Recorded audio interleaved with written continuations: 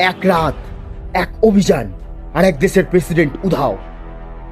2026 সালের জানুয়ারি, রাত তখন ঠিক 3টে। হঠাৎই কারাকাসের আকাশে ভরে উঠল কয়েক লক্ষ যুদ্ধবিমান। মার্কিন স্পেশাল ফোর্স ঢুকে পড়েছে ভেনেজুয়েলায়। টার্গেট একটাই, প্রেসিডেন্ট নিকোলাস মাদুরো। কয়েক ঘন্টার মধ্যেই মাদুরো আটক, নিজের দেশে নয়, তিনি এখন আমেরিকার কাস্টডিতে। কিন্তু প্রশ্ন হলো, এটা কি আইন প্রয়োগ নাকি সরাসরি অগ্রাসন? রাশিয়া বলছে এটা যুদ্ধ, চীন বলছে আন্তর্জাতিক আইন ভাঙা হয়েছে, বিশ্ব চিৎকার করে বলছে স্টপ।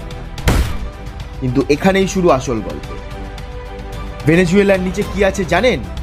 বিশ্বের সবচেয়ে বড় তেলের ভান্ডার। আর এই তেল মানেই শক্তি, শক্তি মানেই রাজনীতি, আর এই রাজনীতিই হলো বিশ্ব নিয়ন্ত্রণের চাবিকাঠি। আমেরিকার মতে এ এক মাদক বিরোধী অভিযান, আর বিশ্ব বলছে এটা শুধুই তেলের খেলা। এবার চমক এখানে, যুদ্ধ নয়, এখনো চলছে শুধুই আলোচনা। এক দেশের ভাগ্য এখন অন্য আর এক দেশের সিদ্ধান্ত। এটাই কি আজকের বিশ্ব? এটা শুধু ইউএস ভার্সেস ভেনেজুয়েলা না, এটা হলো শক্তিশালী বনাম দুর্বল, আইন বনাম ক্ষমতার লড়াই। আপনি কি মনে করেন, এটাই কি ন্যায় বিচার নাকি শক্তিশালীর দাপট?